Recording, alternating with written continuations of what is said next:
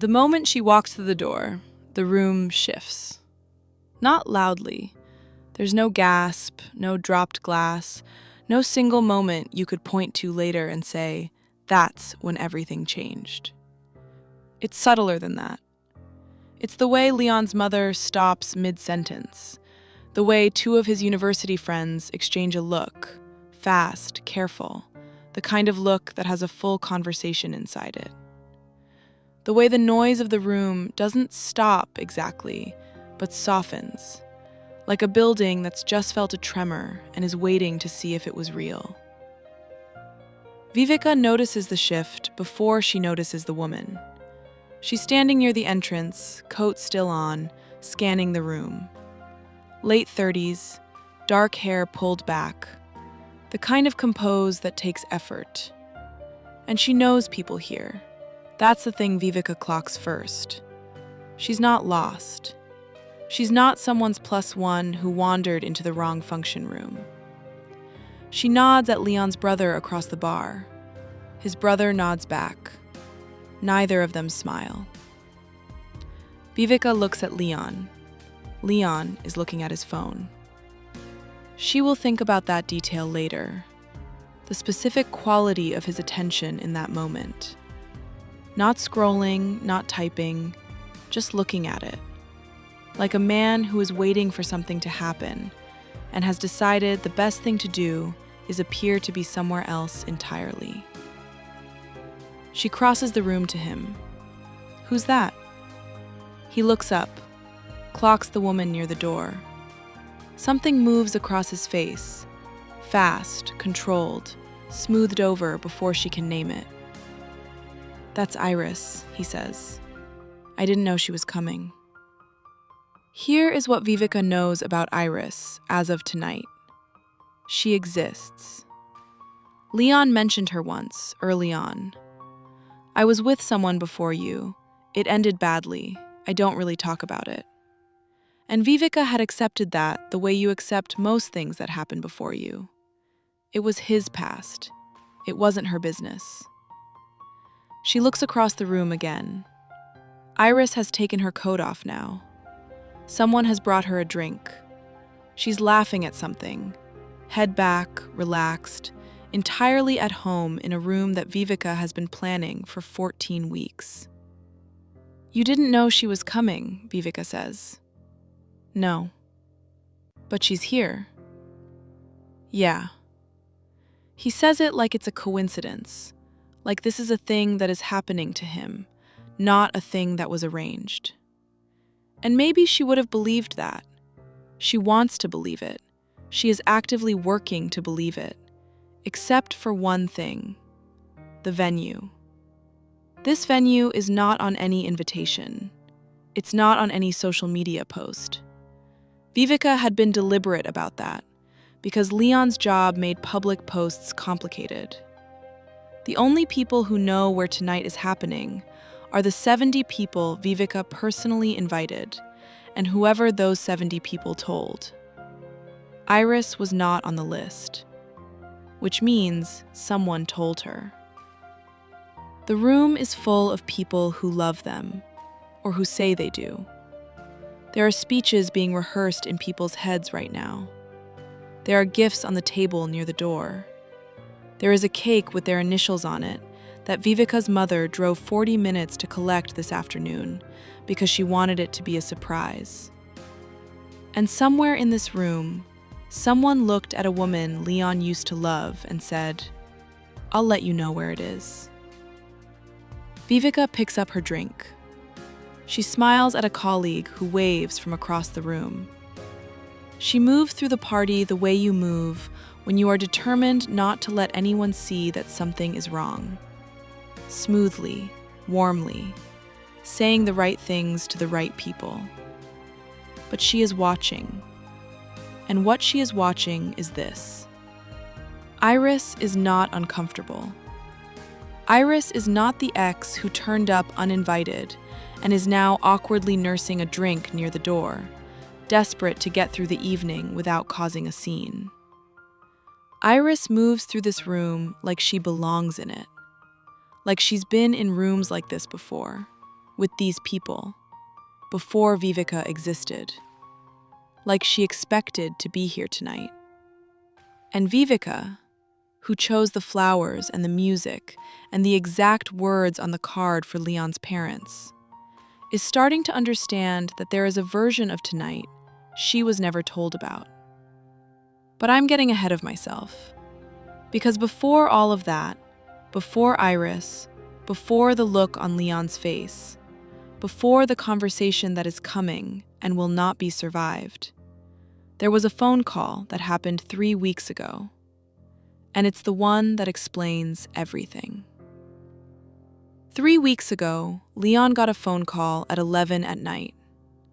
Viveka was already in bed. She heard his voice drop the way it does when he doesn't want to be overheard. Not a whisper, just lower, more careful. She assumed it was work. Leon's work called at strange hours sometimes, and she'd learned early not to read into it.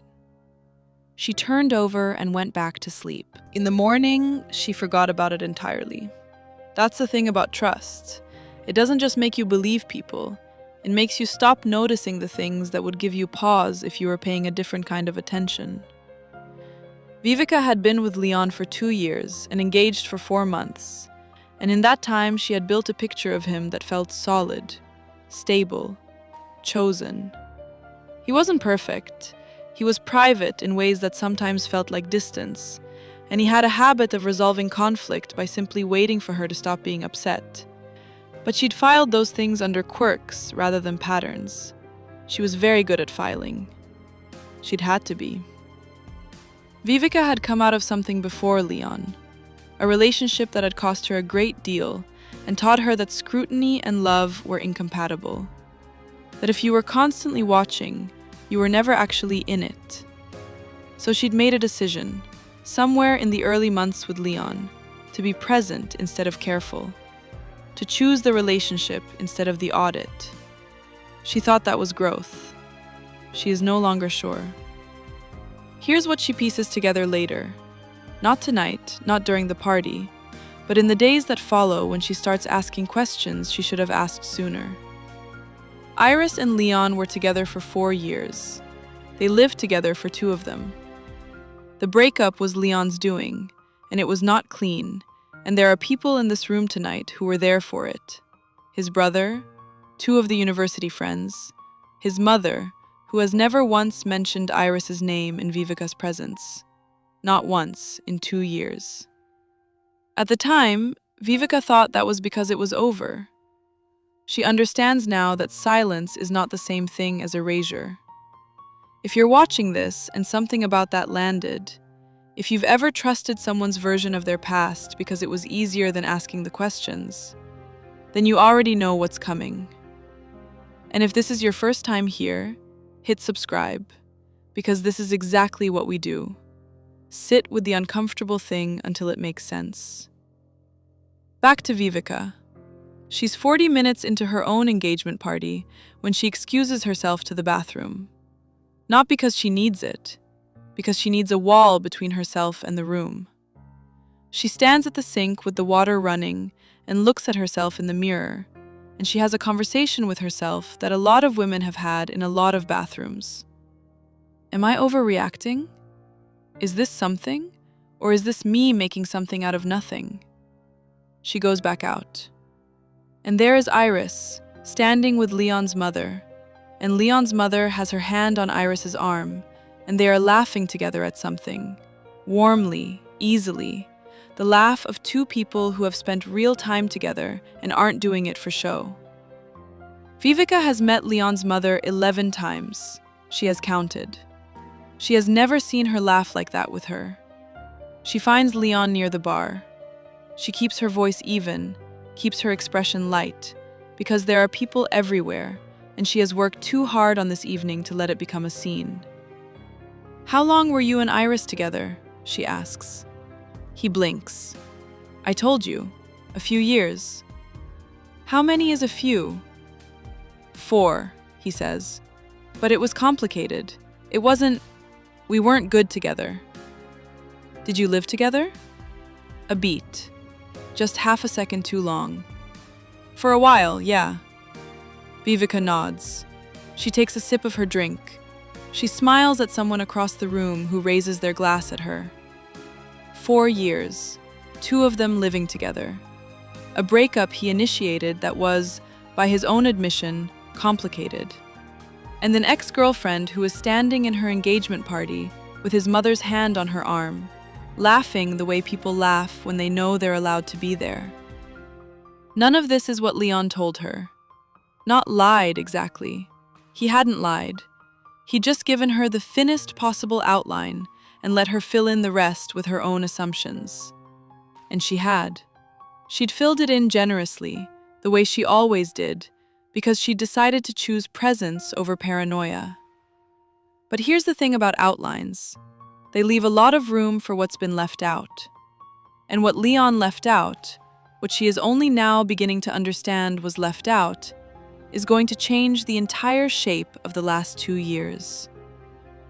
The party has an hour left when Viveka watches Leon walk Iris to the door. Not a group goodbye, not a wave from across the room. He excuses himself from the conversation he's in, crosses the full length of the venue, and walks her out. They stand in the doorway for, she counts, 4 minutes. She can see them through the glass panel. She can't hear anything. She watches Leon's posture, the way he's angled toward Iris rather than the room, the way neither of them seems to be in a hurry to end the conversation.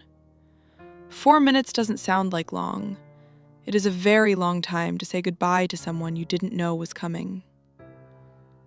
When he comes back in, he finds Viveka immediately, locates her across the room, meets her eye, gives her a small smile. The smile of a man who wants her to know everything is fine. And that's the moment. Not the arrival, not the conversation at the bar, not his mother's hand on Iris's arm. This is the moment Viveka's certainty begins to crack.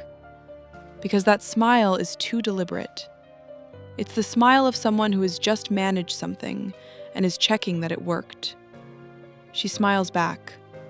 She is done asking questions tonight. Not because she has the answers, because she's understood in the last 90 minutes that asking questions in the middle of a room full of people who already know the answers is not a position she's willing to be in. She will ask them later, where no one can watch her face while she gets them. The guests leave over the next hour. The speeches happen. Leon's best man, her maid of honor, Leon's father, who cries in a way that makes the whole room soften. Viveka stands beside Leon and holds his hand and says thank you to everyone who tells her they look perfect together. She means it, and she doesn't mean it, both at the same time, which is a feeling she has no language for yet. When the last guests are gone, she helps stack the gift bags near the door, while Leon settles up at the bar. Her mother comes to find her, still glowing. Best night, her mother says. Leon's family are just wonderful. They are, Viveka says. His mum was telling me she hopes you'll make it properly official soon, like a date set, venue booked. She's very excited. Viveka nods. Did you meet anyone else tonight?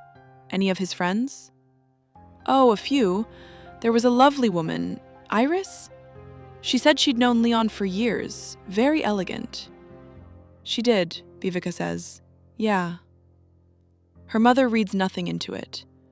Her mother kisses her cheek and heads to find her coat. Viveka stands holding a stack of unused napkins and understands something that had been forming all evening and has now fully arrived. This was not an accident. Iris did not hear about the party through some chain of loose connections and decide on impulse to show her face. Someone in Leon's circle told her where to be and when. And no one in that circle thought it was strange enough to warn Viveka. Think about what that means. It means there's a version of Leon's life, the one that existed before her, where Iris is not the ex who doesn't get mentioned. She's someone who still has a seat, someone who is still thought of as belonging. And Viveka, who has been in this relationship for 2 years, who has met his family, who has a cake with both their initials on it still sitting on the counter at home. Viveka is the one who needed to be managed around. She's the variable they were careful about. Iris wasn't. Leon is quiet in the car on the way home.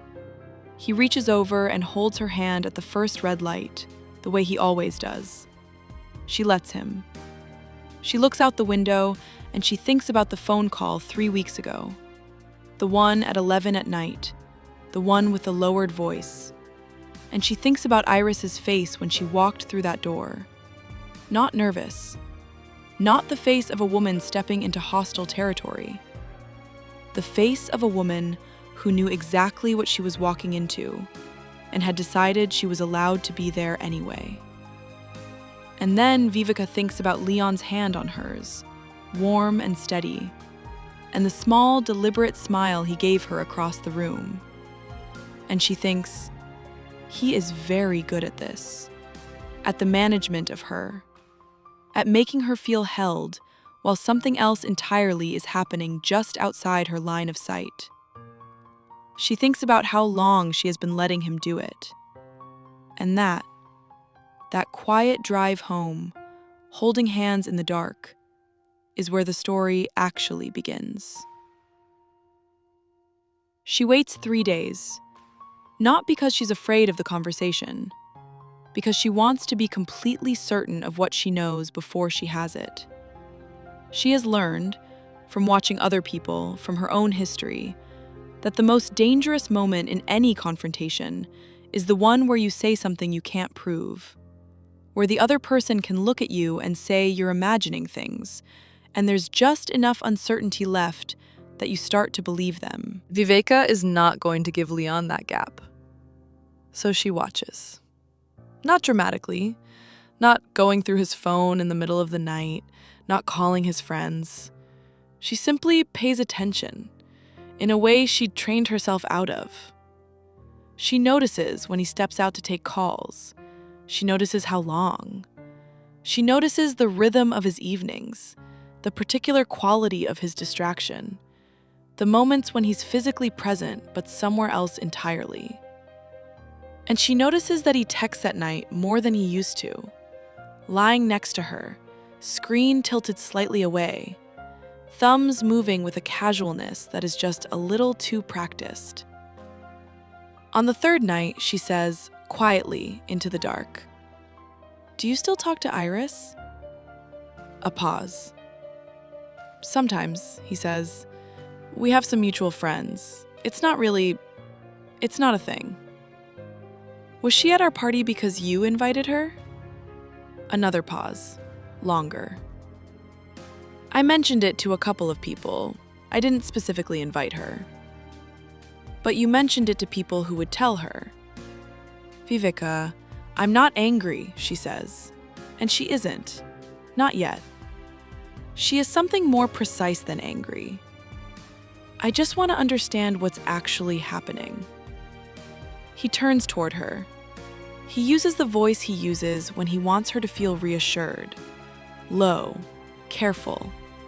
The voice of a man who has learned exactly how much warmth is required to close down a difficult conversation. He tells her that Iris is part of a history he doesn't entirely know how to cut off cleanly. That it's complicated in the way that long relationships are complicated. That it doesn't mean anything. That she, Viveka, is who he's chosen, who he chose, who he keeps choosing. She listens to all of it, and she thinks, he's very good at making the truth sound like reassurance. The next morning, she calls his brother. Not accusatory, not even direct at first. She asks how he's doing, asks about his kids, lets the conversation find its own pace.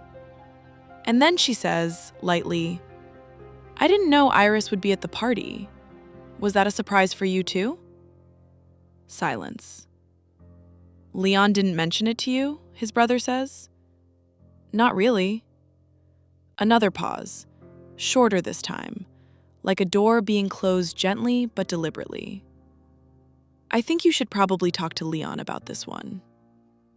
And there it is.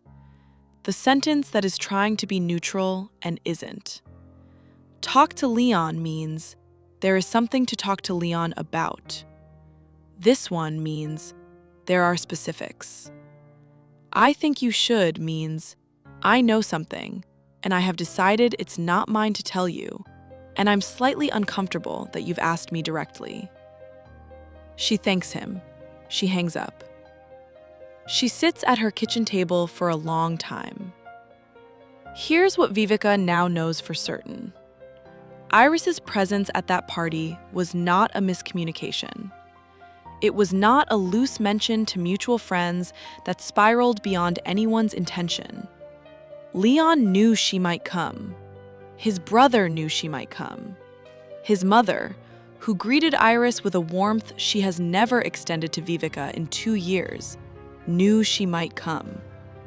An entire architecture of people kept this from her and kept their faces neutral while she stood in the middle of the room she'd planned and talked about flower arrangements.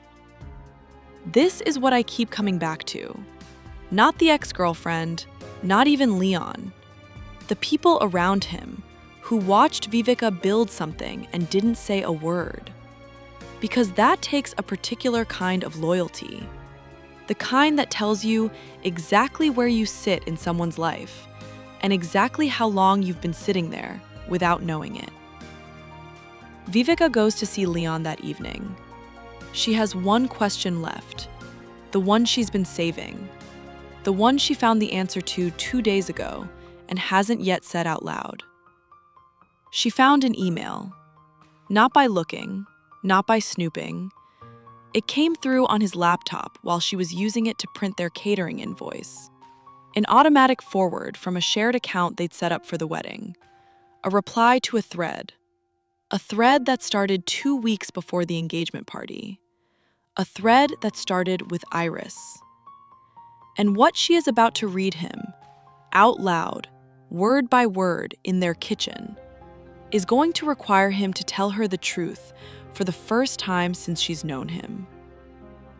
She doesn't lead with anger. She sits across from him at the kitchen table, the same table where they had coffee this morning, where he kissed her forehead before he left for work, where the wedding folder still sits with its color-coded tabs and its deposit receipts. And she places her phone face up between them. The email thread is already open. I want you to read it, she says, out loud. He looks at the screen, he doesn't touch it, and in the 2 or 3 seconds before he says anything, his face does something she has never seen it do before. It goes completely still. Not calm, still. The stillness of a person who has just understood that the version of events they've been managing has run out of road. Viveka, out loud, she says again. He reads. The thread starts 23 days before the engagement party. Iris messaged first. A short, unremarkable opener, the kind you could send to anyone. Hey, haven't spoken in a while. How are you? And Leon replied, that same evening, quickly. And then the messages go back and forth for 3 days before anything significant happens. On the 4th day, Leon writes, we're doing an engagement thing in a few weeks. I keep thinking about what you said. Iris writes back, which part? Leon writes, all of it. He stops reading. Keep going, Viveka says. He keeps going. What follows is not, and she wants to be precise about this because precision matters, not a declaration of love. It's not explicit. It's not the kind of thing you could screenshot and post somewhere and have everyone immediately understand the scale of it. It's subtler than that. And subtler is worse, because subtler means it's been going on long enough that they don't need to say the obvious things anymore. What it is a conversation between 2 people who have an understanding, who have been maintaining that understanding quietly, in the background, while Leon's engagement was being planned, who use the kind of shorthand that only develops after years, references without explanation, sentences that start in the middle of thoughts the other person already knows. And toward the end of the thread, 8 days before the party, Iris writes, "I want to see you before it gets real. Is there any way?" Leon writes, "There might be." He puts the phone down. The kitchen is very quiet. Viveka looks at the man she has been engaged to for 4 months, and she does something that surprises even her. She doesn't cry. She doesn't raise her voice. She feels something settle in her chest. Not peace, not acceptance, but the particular clarity that arrives when the last uncertain thing becomes certain. When the story you've been half telling yourself finally shows its actual shape. "Tell me what it gets real means," she says. He runs his hand over his face. "It's not what you think." "Tell me what you think I think." And then he talks. Not cleanly, not the way people talk in films where the confession arrives in one clean speech and everyone understands exactly what happened. He talks the way people actually talk when they've been caught, in fragments, with justifications threaded through every sentence, backtracking, qualifying, reaching for framings that make him slightly less of the thing he clearly is. He tells her that Iris and he had never fully closed, that it wasn't an affair, nothing physical since before Viveka, he swears it, that it was more like unfinished business, a conversation that kept finding its way back to the surface no matter how much he tried to put it down. He tells her he loves Viveka. He says it more than once. He tells her the party was a mistake in judgment, that he mentioned it without really thinking, that he didn't expect Iris to actually come.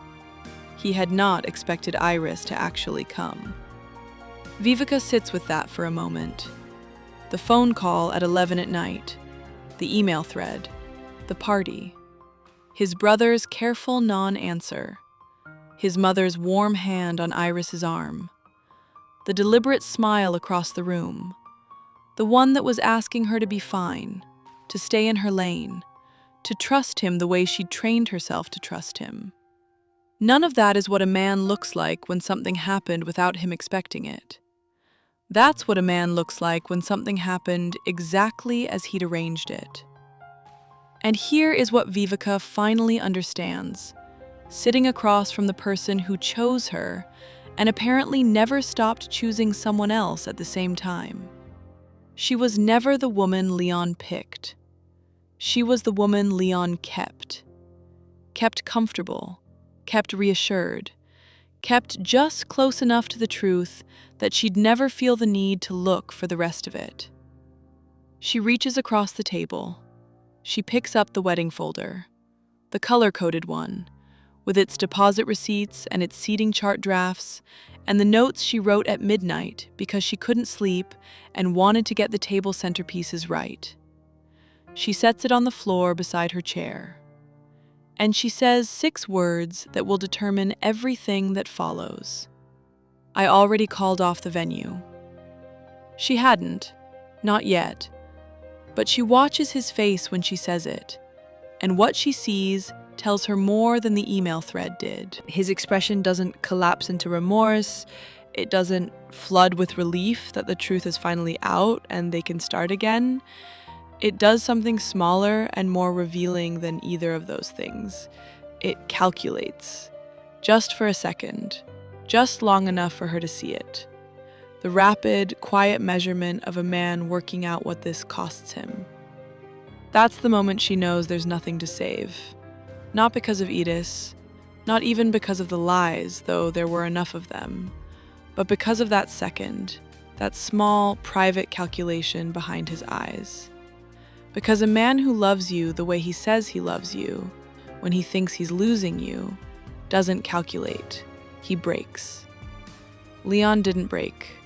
He composed himself and said, Let's not do anything tonight that we can't undo. And Viveka thought, that's been your whole strategy, hasn't it? Keep everything reversible. Keep every door slightly open. Keep me just reassured enough that I never force a choice you actually have to make. She asked him to leave for the night. He did. He sent 3 texts from the car. She watched them arrive, one after the other, and didn't open any of them. She sat in her kitchen until the light outside changed, and then she made herself a cup of tea she didn't drink, and she thought about the woman she had been a week ago. The one who chose presence over paranoia, who thought that was growth. She doesn't think it was wrong exactly, choosing to trust, deciding to be in something fully rather than hovering at the edge of it, waiting for the floor to give. That instinct wasn't the mistake. The mistake was trusting someone who knew she trusted easily and treated it as a convenience. There's a difference between being open and being managed, and Viveka had been managed, carefully, warmly, with real skill, by someone who understood that the best way to keep her from looking was to make sure she never felt like she needed to. She called off the engagement 12 days later. Not in anger. She'd had 12 days to move through the anger by then, and what was on the other side of it was something quieter and harder to name. A grief for the version of the relationship she'd believed she was in, which had been real to her even if it was only ever partial to him. She grieved that. She allowed herself to grieve it without pretending it hadn't mattered. And then she did something she hadn't done in years. She told the people in her life the actual truth. Not the managed version, not the version designed to make everyone comfortable, the real one. And what she found, on the other side of that particular vulnerability, was that the people worth keeping met her there without flinching. Leon sent a long message asking if they could talk. She read it once. She didn't reply. Not because she was punishing him, but because she had finally understood something about her own time. That it is not owed to the people who spent years spending it carelessly. Edis, as far as Viveka knows, is still in the picture. She has stopped needing to know. Here's what I want to leave you with tonight. And I mean this for every single person watching who has ever stood in their own kitchen, alone, putting together a version of events they weren't supposed to have access to. You didn't miss the signs because you were foolish. You missed them because you were in it. Because being fully present in a relationship means, by definition, not standing outside it watching for patterns. That's not naivety. That's love doing what love is supposed to do. The problem was never your openness. The problem was someone who looked at your openness and saw a system to work. If this story put words to something you've been carrying, I want to hear about it. Drop it in the comments, because this community holds it with you. And if you want more of this, the stories that make the complicated things legible, the next one is already waiting for you. Same warmth, same honesty, same firelight.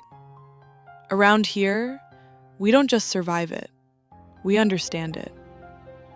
You are not too much. They were just not enough. The firelight is always on. I'll see you next time.